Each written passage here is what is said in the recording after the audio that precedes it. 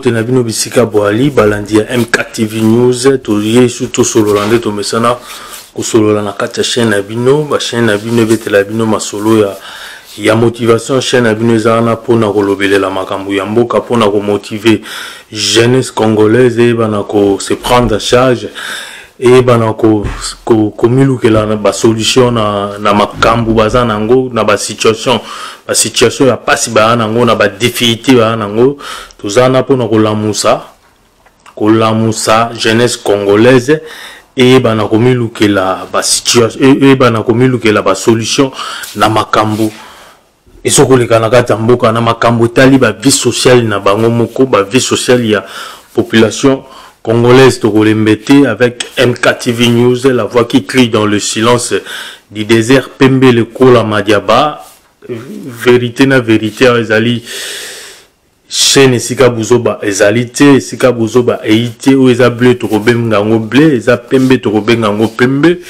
eza rouge, Togobengango rouge, tozo ko rappeler na balandi, oba kolanda, biso na batu, oh, bafungoli ba chaîne na bango po bala fungoli télé na bango po bala na biso ke oyo chaîne na bino eza bisika ya tenten na milute to lobeta masolo tenten na milute tozana mama solo ya ba mitakalisation na kati ya chaîne oyo te awo eza tout au but pour la libération de notre pays, pour la libération de la population congolaise et pour l'amélioration de vie sociale des Congolais, de tout Congolais. Donc awa Tentena Milou azate soko bandeko zela masola Tentena Milou ozu télécommande na yo ozape ou bien soko bandeko zela ba vidéo ya mutakalisation tokotie la binote malgré toza nango tokotie la binote donc zo zape na yo to tourner page quoi aweza chaîne ya ba obalanda biso eza ba oyo baza ko s'engager na biso ba o baza na biso idéologie moko ba o ba na biso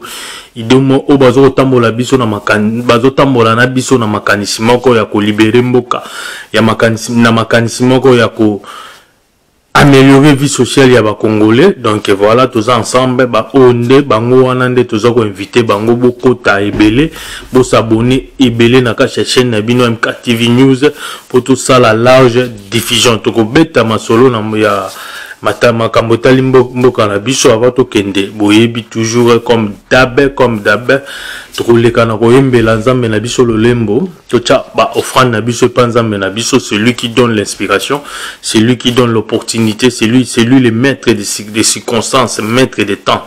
On attend oyo yende muta permettre que tout ça la vidéo on attend oyo yenda zo pe inspiration ou to partager ensemble. Mon Dieu, mon roi, je vais chanter tes louanges.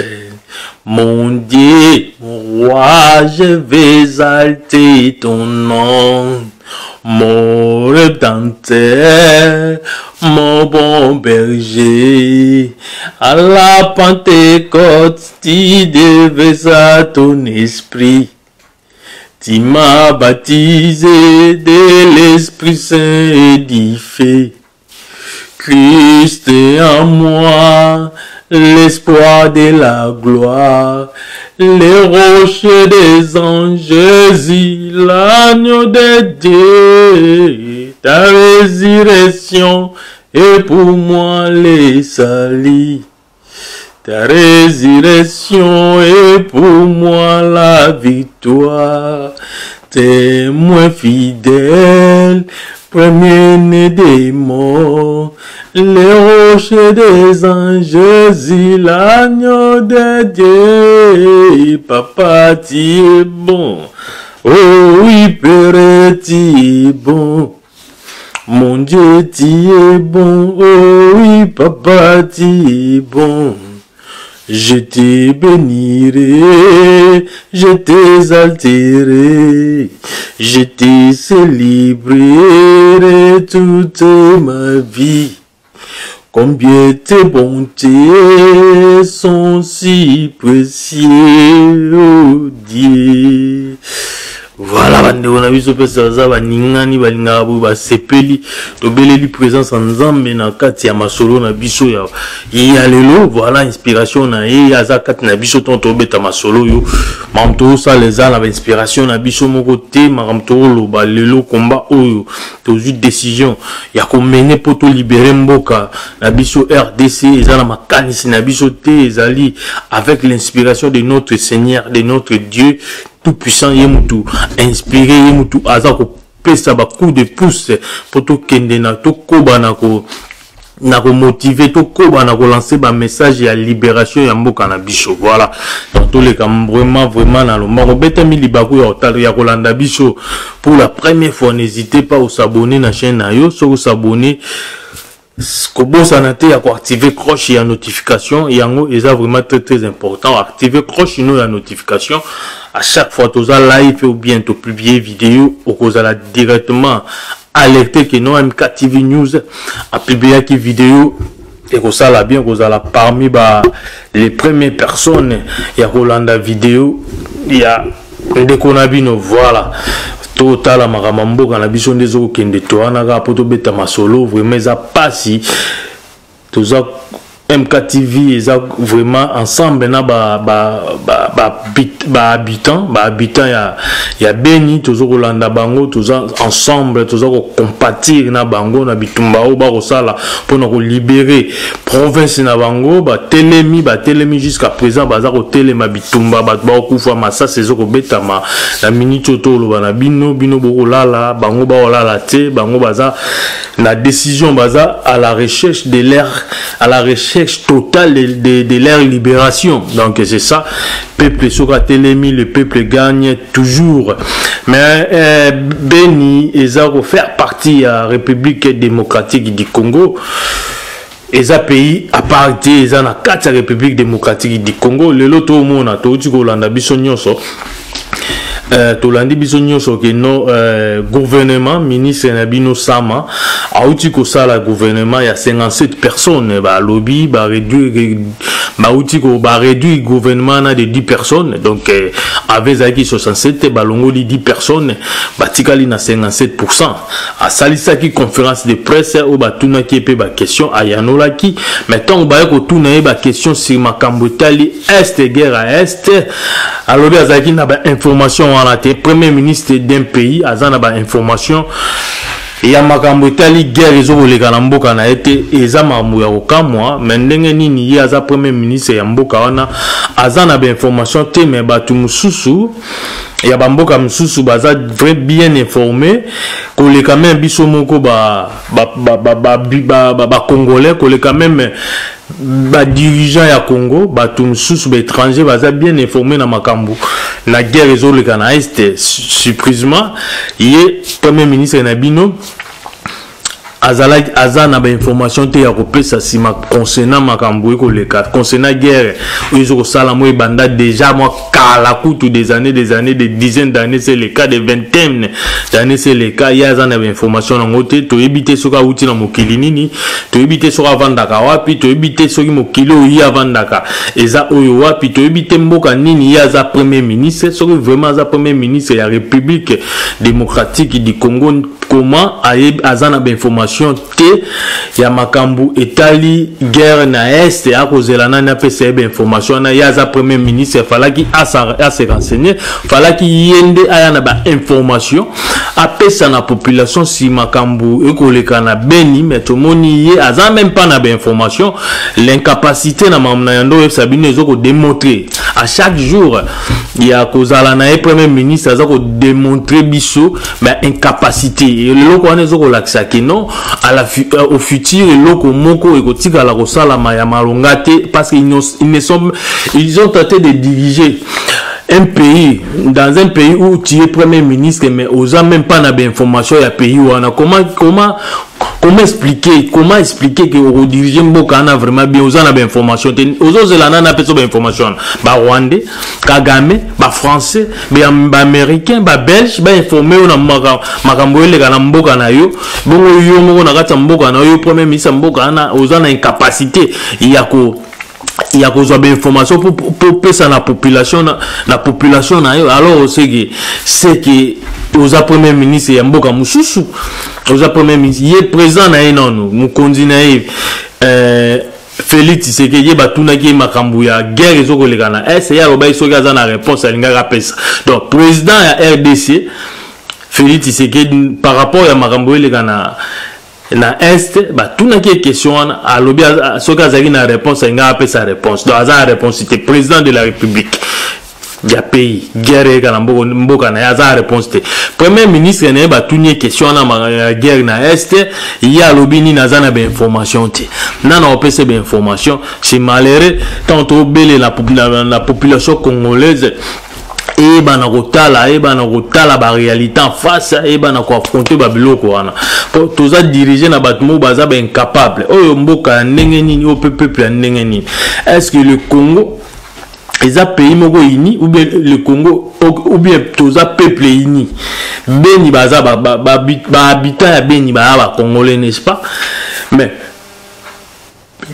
guerre ezo bunda na est il faut Congo mobimba na guerre ezaka est apparemment tout le monde on dirait que est mteza na guerre parce que tout le monde ni na kwa moko ya Congo baza ko s'inquiéter pour la guerre wana ezobunda bandeko na baba Congolo ba okufa chaque jour bana ba bébé ba okufa chaque jour na beni ba maman baza violé ba okata ba machette ba blessé ba tout baza destitué kuna ezokoloba ni par ba population ya king ya ba province sous les restes des provinces ya RDC ba kolobela ngote ba osala démonstration te baza ko se compatir te na ba habitants na bandeko na bango ya beni baza ko se compatir te to mo na place ni ba hotel mate place ni ba otambola te mais babiloko bongo mboka na biso eza na occupation guerre eza na mboka wana guerre eza na beni ba politicien bo se eloko te mais babiloko bongo ba politicien faut bo organiser voire même marche pour na ba guerre wana mobiliser les populations il y a chaque province, il y a République démocratique du Congo, bah ça la marche. Mais l'autre monde a béni moko, ça la marche pour le mamotali moko. Alors le reste il y a RDC, le reste il y a population RDC. Wa puis compassion na bino, na bandeko na bino ba okufa, na ba maman ba okufa, na bana na bino ba okufa kuna na beni, ba innocent ba okufa. Bino ba otalaka bino na king. Bino ba otalaka bino na ba reste ba province. Bo wana zamboka ezo faire partie ya RDC te bolinga bozoko linga kolongo la mboka ngo na carte ya République démocratique du Congo président Azana réponse cité. Premier ministre a informé. Qui va t'informer, monsieur le Premier ministre? C'est ton devoir de récolter des informations. Les Canadiens informer des populations par rapport à Marambo. Et Italie, guerre, et les Canadiens. Na est na beni kona eza pas si peu mawa vraiment yango to obele la population c'est le moment ya ko saisir ba opportunité bazo sala trop de gaffe ezo laksa ke non bazo sala le logo te ezo laksa ba incapacité ezo laksa ke non ba otikala jamais ko sala le logo pour la population en général pour ceux qui na population ya nambu ya beni ba sundoli yango basundoli population ya beni yo bongo le reste la population ya mboka ni boka sinde ba occuper ka bino population Kinshasa ba occuper te po ba kipa bino non te prévenez maïs à la raté prévenez courir à la raté prévenez misale à la raté banzela à la raté bolo baté ke ba bandi ko tunga banzela bino yozo mona te bazo tunga banzela ne sila te banzela ba otonga ne sila te croyez-moi et ko sila te wana ezaka ba mascarade bazo la bino bazo ko mascarer batwana nyonso na epseki bino batwana nyonso ba politicien na baza esclave à Rwanda baza esclaves de la maison, ce sont des esclaves de la maison. Les esclaves baza bien habillés, les esclaves baza ko partager le reste de la nourriture avec les maîtres qui est le Rwanda Kagame. Les esclaves qui aiment leur maître plus que leur maître s'aime lui-même. Mais esclaves wana bango ba politicien. Ba politicien, ba Tshisekedi, bango baza esclaves à Rwanda. Les esclaves qui aiment leur maître plus que même plus que leur maître s'aime lui-même. Quand les temps maître na bango on a une jolie maison bango oui patron on a une jolie maison. Esclaves wana. Bazala mituka ba bongo. Bongo biso soko ba esclave de l'extérieur. biso nde photo bunda sikoyo pour se mettre à même pied d'égalité na bato wana ba okanisa ke biso balashi bango ndeka bango biso balashi bango ka fo bazalana sans oublier que biso toza majorité biso faut utiliser majorité na bango na biso pour to l'accès bango que non c'est nous la majorité le peuple gagne toujours biso nde to tchaka bino wana biso nde to pesa bino pouvoir wana ya diriger biso alors pouvoir to pesa na bino pour diriger biso to moni ke bozo ka abuser na pouvoir wana alors on les retire. On le retire.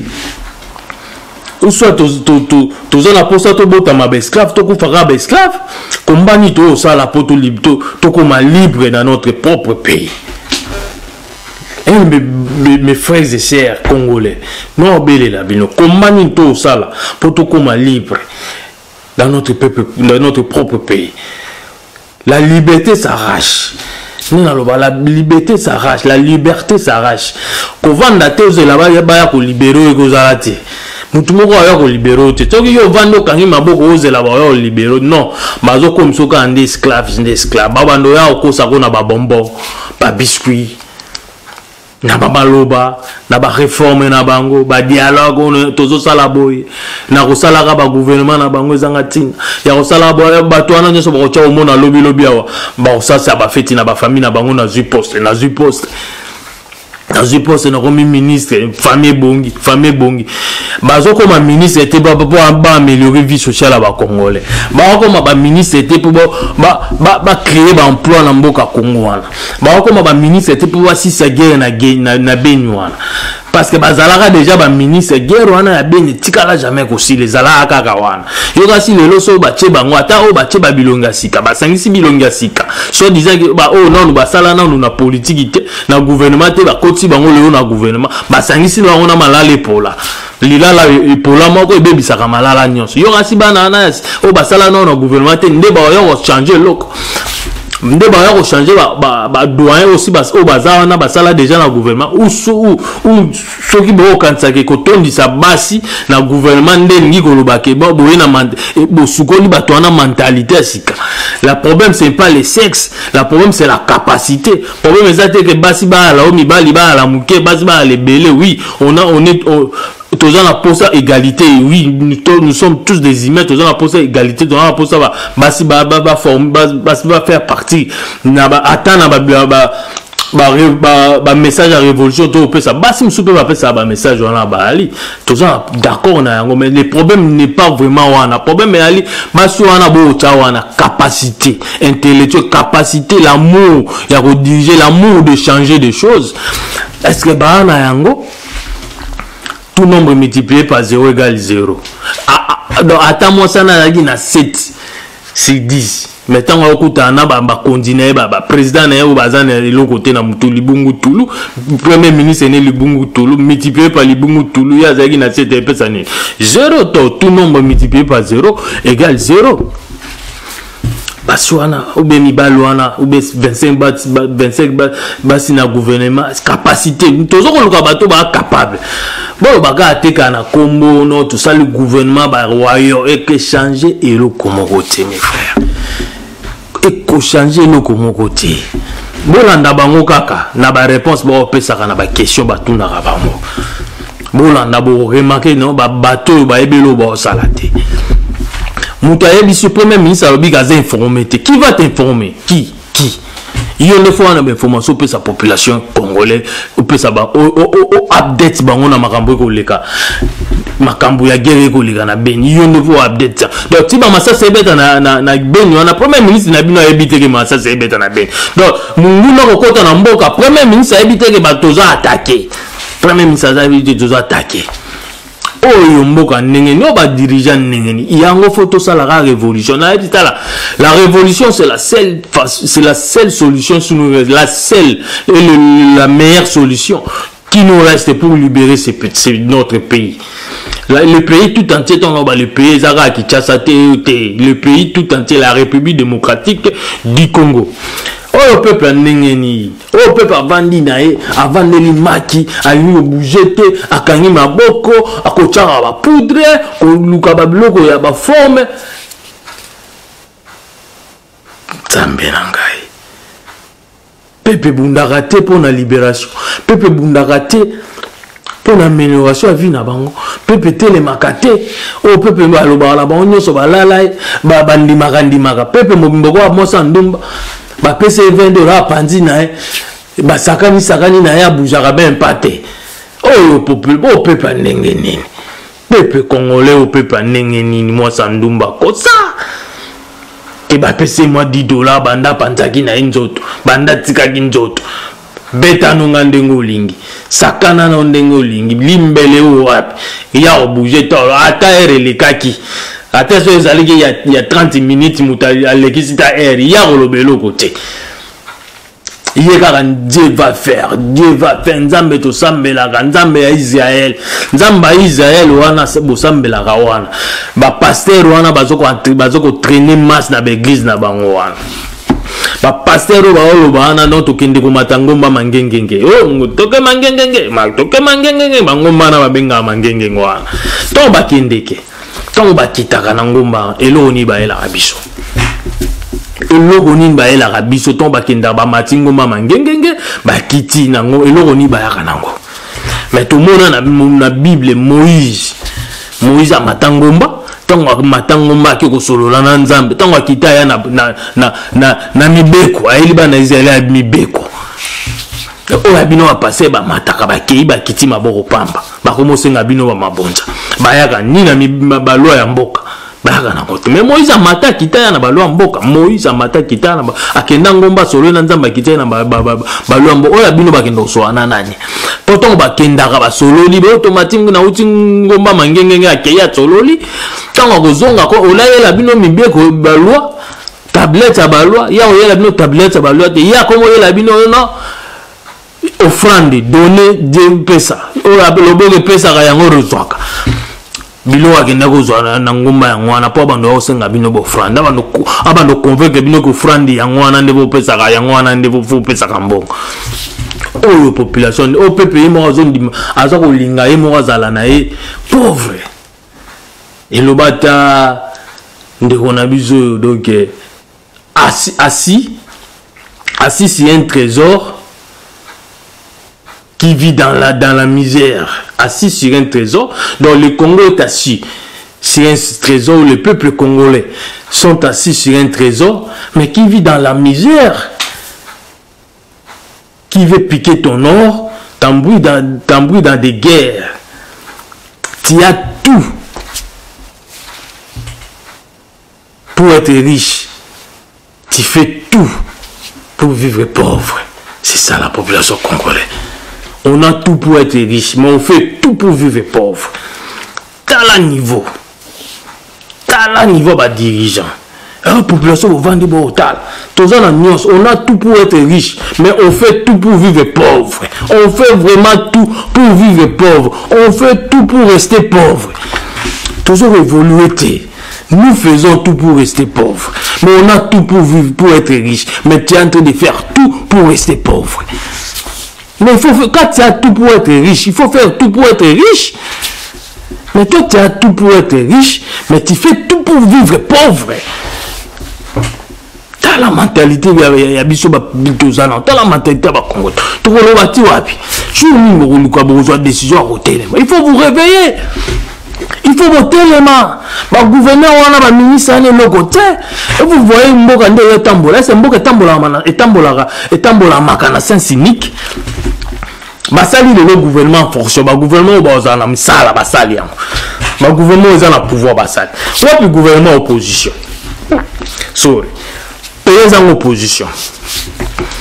Tout le monde a payé. Le gouvernement est en pouvoir, ils ont un ministre en fonction, ils ont une opposition, ils ont un ministre en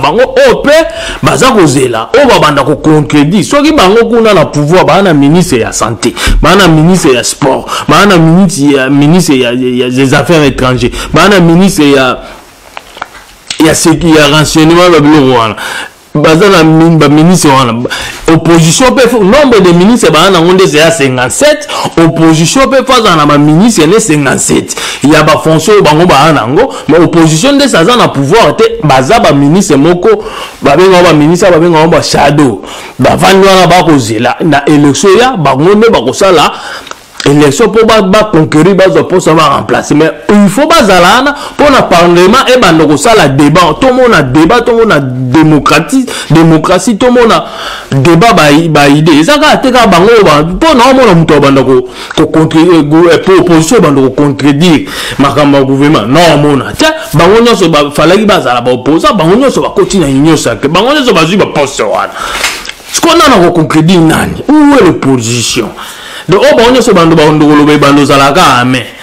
Balobi dit ame bino peuple congolais ame etira libongo. To panza biloko wana to panza bato wana to sala maman na révolution to se révolter. C'est la meilleure et la seule solution qui nous reste. Ba solution ni ntolugite. Ba nenge ya ba marche simbité, ba nenge ya peace, ya paix et simbité, ya pacifique et simbité, bo yembi bo sali bo fingi et simbité. C'est le moment siko que notre bimi to zonga te. To bimi ti bo longwa to changer ma solo. Comme on n'a pas une armée eko kabola makambo yo po na ba soki to na armée na ba désordre ba politicien bo sala. Ba ko pouvoir ana amé ti makambo c'est comme un autre. Comme on n'a pas une armée, bison de population, bison de to komi armée, bison de to télémato raché pour pouvoir na bison de to pesa kalango. Bison de to lingi bazala na basala ba loi pour bison to landa bibe quoi. C'est nous la population, c'est nous la majorité. Ba yebiango. Le leçon va autant la bienté et que nous savons que Batouana va autant la bienté. Tout d'autres la pouvoir, voilà, c'est simple. Bima faisons la révolution, tout Bima faisons la révolution. On fait une révolution, toute révolution, tout le pouvoir. Ça s'est fait, ça la ma histoire des ça la ma bamboka.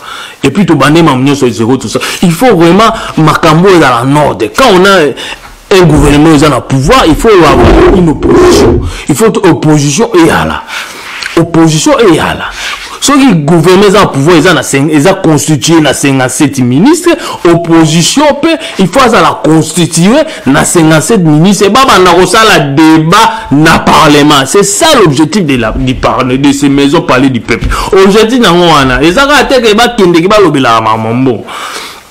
balobela mamba ve ba congolais te balobela mamba misala ba ko créer emploi pour le Congo balobela raté mais sont là pour faire des futilités les choses que ils ont une priorité na vie congolais te na vie à congolais na Congo des choses les a priorité c'est ce qui est ba trouvons facile ça là rapidement. Mais ce qui est important, il faut la population face à la pauvre, la pauvreté, face à la pauvre, face à la pauvreté, pour bisoto régner. Pour ça, bito bando sala o to ça ba misala ba bando mona ba moyen ba bando considérer biso exulté. Donc faut to kanga bango to ça la bango atamo banzela. To sombe la bango atamo ba bisi. Au moment où baby que ba bisi ana soke kufi za na tete ale to zongeli mamba zéro c'est ça. C'est ce qu'ils font en nous. Ils ont rejoint un esprit en moi. Ils ont obéi la population congolaise, peuple kino. Place fallait qu'il m'a solé banda, la capitale. Capitale, place pouvoir, les pouvoirs central, les dans la capitale. C'est là que personne n'est au bête à cette que non. Ma camboufé banda na Kinshasa. Ma camboufé banda na Beni. Ils n'ont pas des armes.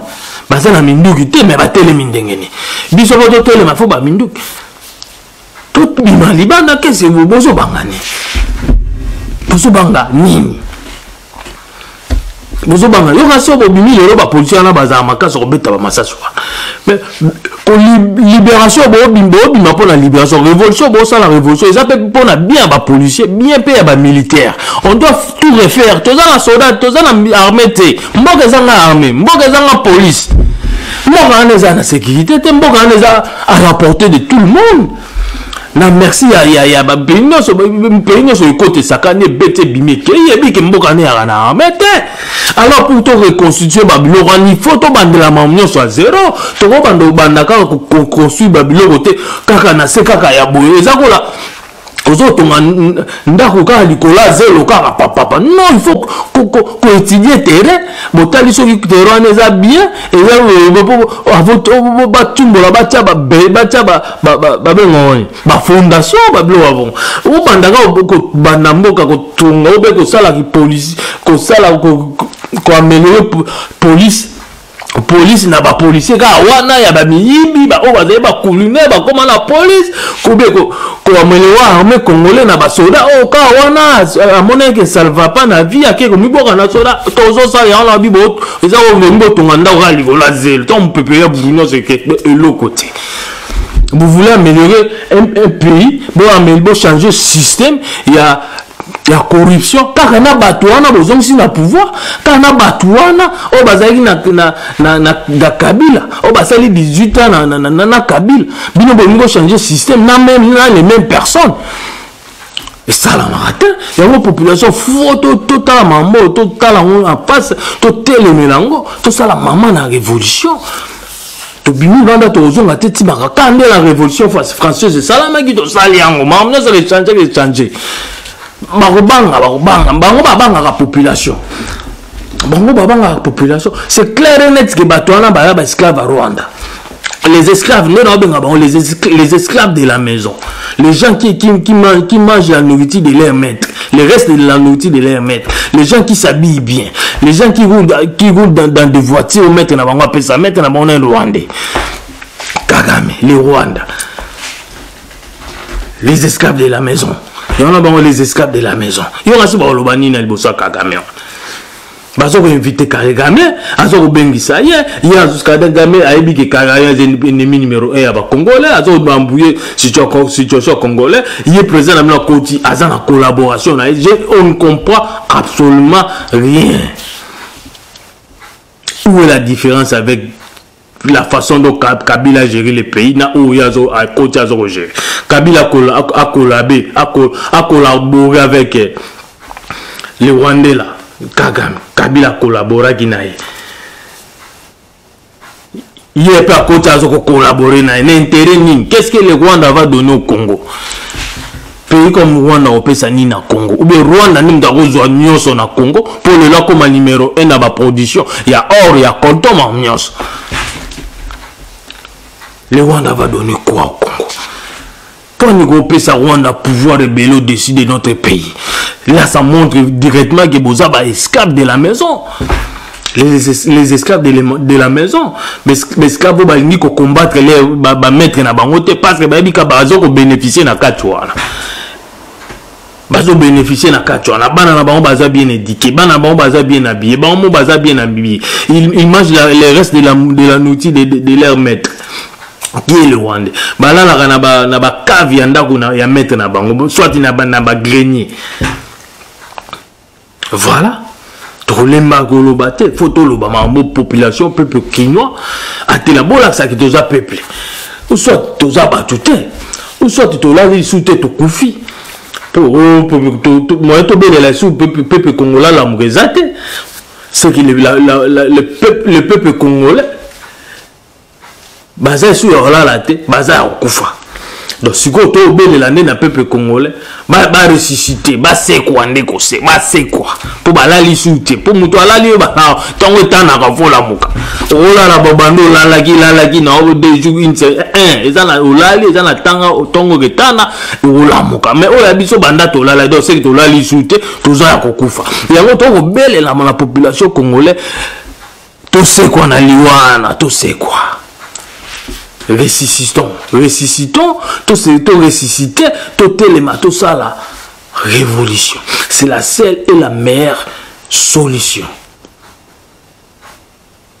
Bota la rate bino pour famille na bino ba bino ministre bo mi ko doser ba mamzusu pour famille na bino abimisi moi ministre bo mota ba intérêt na bino bo komi ba fiti ba nouveau riche nde ba mo benga bino mikolo ba nouveau riche botala le reste ya masse ya population te mais ce qu'on appelle on comprendre te tant masse ya population là autant makambo mona mais bango ndenge ni ka bango bango so ba komiana ba oleba sa mambo pour la population ba mo sa mambo pour na bango population bis nous les restes biso na lo bana miti na kati nanga mais on doit faire quelque chose quand même. Il faut tout bunda, il faut tout ça révolution, on doit se révolter. Trop tout se révolter, tout libérer batoana en esclavagisme, mais esclave de la maison bazana. Balongwa na kati esclavage, l'esclavage wana baana ngo na Rwanda. Balongwa, on n'a pas besoin de Rwanda pour biso to progresser. C'est le Rwanda même tana pour ça na biso, mais le comme contraire, on dirait que nous le Congo on a besoin du Rwanda pour te progresser ou pour améliorer la vie sociale des Congolais. On doit consulter des Rwandais, on doit demander des permissions des Rwandais. Ça veut dire quoi? Nous sommes des esclaves des Rwandais. Ça veut dire quoi? Ce n'est pas nous les Congolais qui dirigent notre pays, le Congo, ce sont les Rwandais. Ils nous créent des guerres, ils veulent piquer, ils veulent nous piquer de l'or, ils nous embrouillent avec des guerres par-ci là pour nous piquer de l'or. Parce qu'on bouille biso, je veux nous comprendre. Tout ça, déjà là-bas. Mais ainsi concis il y a moral, mais ainsi concis il y a moral, ainsi concis de cœur, bah dirigeant la bicho, alors politicien la bazar, ben ainsi concis de moral, ben ainsi concis de cœur aussi.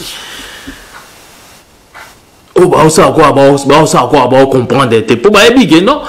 Akouroule na mutuka, il y a nanda kune maye kozala, ceux qui courent zate, azana facilité au son bas générateur, ako éclairer nda kune na générateur.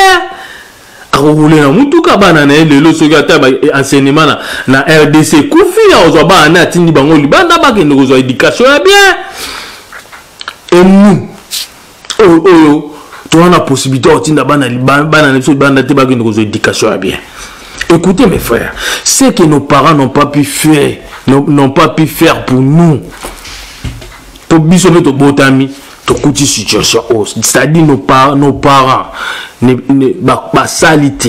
n'ont pas pu faire pour nous, ils n'ont pas pu combattre pour libérer le pays afin que bisoton to botama ki to yamno pa na bango pour l'autre tout na bomba question pour sala ni bazana réponse au pesa bisote ba tchaka mutu na se pour ba boya ki ko bunda ba croiser ki les bras ba dialola ki kaka ba yembela ki mobutu ba binela ki mobutu ba tombola ki ba tena trop ba memieti na mapeka na bango.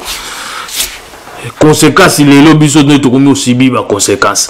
Alors c'est que nos parents n'ont pas pu faire pour nous. Bisopé tous à la bango, tous la bangote. Bisopé le lot commis par parents. Bisopé tout bunda nde sikoyo. Tout bisopé tout bunda tout changer système. Bisopé tout gâteau à la réponse ya repesa na bana na biso auto robota. Ba parents na biso ba bota biso ba tikala jamais ko na réponse parce que ba bunda te. Ba yembela ba binela mobutu. Ba yembela ba binela mobutu. Conséquences na le ba aussi bien. Beaucoup de nos parents le lo ba aussi bien conséquences na ngo. Beaucoup le lo ba ko veiller. Bazo veillika bongo mboga abandonné bango baza même pas la maison de retraite ou ko kende ba kota ba sali la qui veste na bango en paix en l'aise ezalité ndeso mona mindela sali na mboga abike akomi koko ba kozoye ba pese sika moko zo la liona o abiso non ce n'est pas le cas parce que ba kanga ki maboko ba croiser ki les bras ba bunda ki te pona ba libération pona liberté na bango ba bunda ki te pona ba amélioration ya vie future ya bango ba bunda ki te ils pensaient que Dieu va descendre pour combattre à leur place alors Dieu n'a pas descendu.